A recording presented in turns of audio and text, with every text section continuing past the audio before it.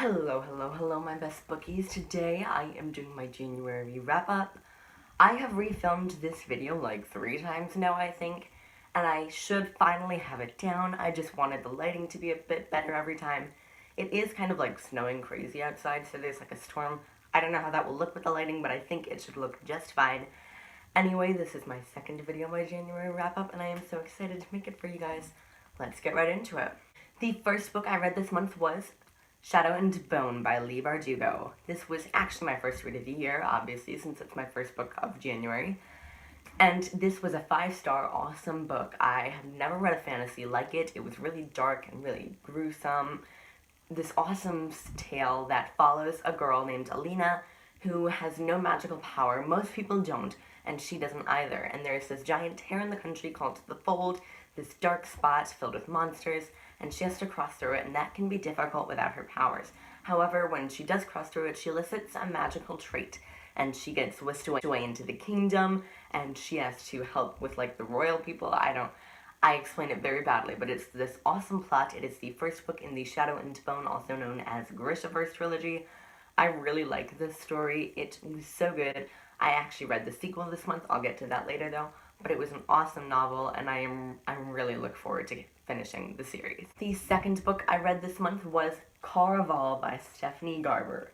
This is an awesome, another 5-star read. I had a great reading month this January. I read 8 books, just saying, but anyway, I read Caraval by Stephanie Garber. This follows a girl and her sister who have an abusive, controlling father, and they have never been allowed to leave the island they live on. However, they have always wanted to see this awesome show where the audience participates in the performance called Caraval. And they finally get the tickets, and they know their father doesn't want them to go, but they escape, disobeying their father, and that can cause awful retribution, and they escape to this fantastical world. It's so cool, so much magic, really awesome. I loved it. And yet Anyway, the point of Caraval, the goal of this year's game, is to find Tella, her sister, who has gone missing. Crap, mystery, ba-bam, whoa. It was so good. I loved it. So alluringly romantic and adorable. An awesome tale. I loved the Caraval world they performed in. It was so theatrical and well thought out. I really loved it.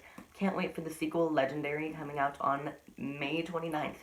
It's actually told from Scarlett's sister, Donatella's point of view. I need it. I need it now.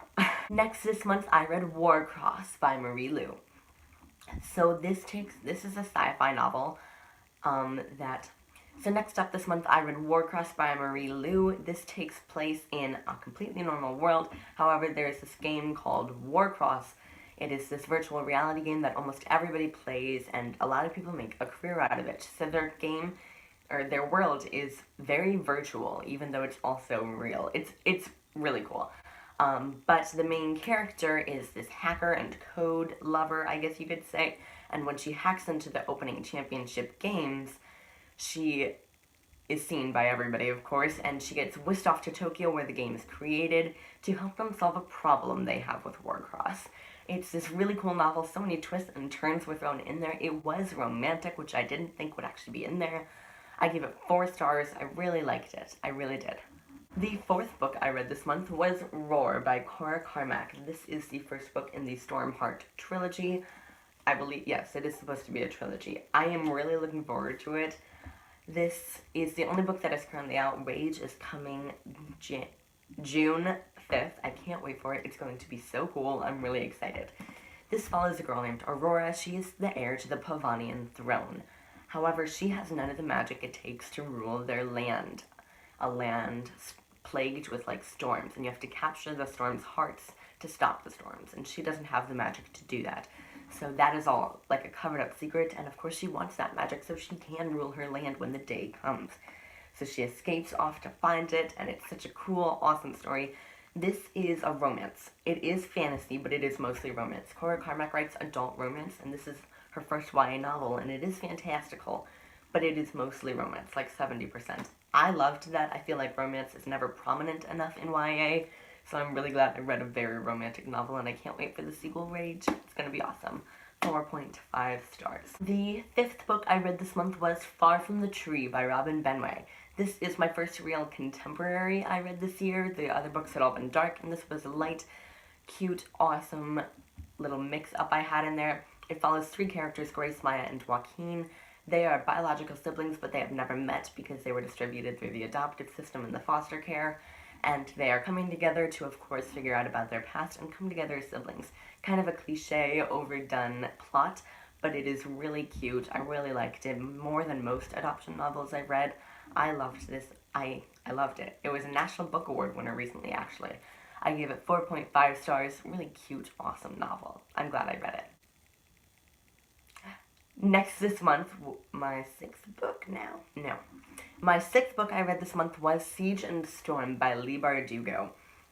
This is the sequel to Shadow and Bone by Leigh Bardugo, which was the first book I read this month. Of course, I can't really go in depth about the plot with this one. However, it is an awesome sequel. A lot of people said that they didn't like Alina's changes in this book, but I loved them. I felt like I related to Alina more based on what she went through. I thought it was so cool. I really loved it. This one, the ending was so dark and gruesome. It really made me realize how dark the entire series kind of is. And I can't wait for the 3rd one, Ruin and Rising. That is my February TBR, which I have linked down below. Anyway, guys, this was an awesome 5-star continuation of an awesome 5-star novel. Just that simple. The 7th book I read this month was How Dare the Sun Rise by Sandra Uwingiyimana and Abigail Pesta. This is a memoir of a girl. When she was 10 years old, Sandra Uwingiyimana, she went through the Gatumba massacre in Congo. Democratic Republic of the Congo, I'm sorry. But, and then she immigrated to America, and she had to go from living in Africa all her life to being a black teen in New York, America. And that's obviously very difficult, not to mention she has PTSD from the massacre, and she is grieving, and her whole family is developing along with her. It was a great memoir. I did have a lot of problems with it. I do with most memoirs. I'm not a huge fan of them. I gave it 3 stars. I liked it. I did. It was good. Enjoyable enough. The 8th and final book I finished this month was Refugee by Alan Gratz. I actually audiobooked this one because it's told from 3 different perspectives, and they each have their own voice, which I thought was really cool. It's told from Joseph. He is a Jewish boy in Nazi Germany times, and he is trying to escape and seek refuge in Cuba. And then there is Isabel, a girl from Cuba, trying to escape in 1994 to Miami because of Fidel Castro's wrath and starvation and riots, stuff like that. And then finally there is Mahmoud, a boy in 2015 Syria who has to escape all the war going on there to get to Germany and then eventually to America. All of them were awesome stories. They were so heartbreaking. I liked it a lot. 3.75 stars, almost 4, but I just couldn't quite do it.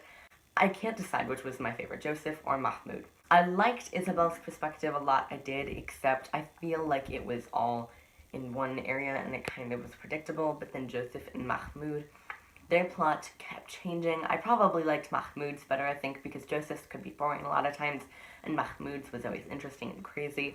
So it was a great novel all in all. I recommend the audiobook route if you are a fan of audiobooks at all. It was really good. 3.75 stars, good wrap up to the month. I liked it. Anyway, that was my January wrap up. I hope you guys enjoyed. I have my February TBR video. Once again, I have that link down below. This was my 2nd video and I hope you guys liked it. I also hope I'm getting better and better with each video. I have actually learned more things about iMovie and how to do split screen for my books. That way the book doesn't have to take up the entire screen if I don't actually have it with me.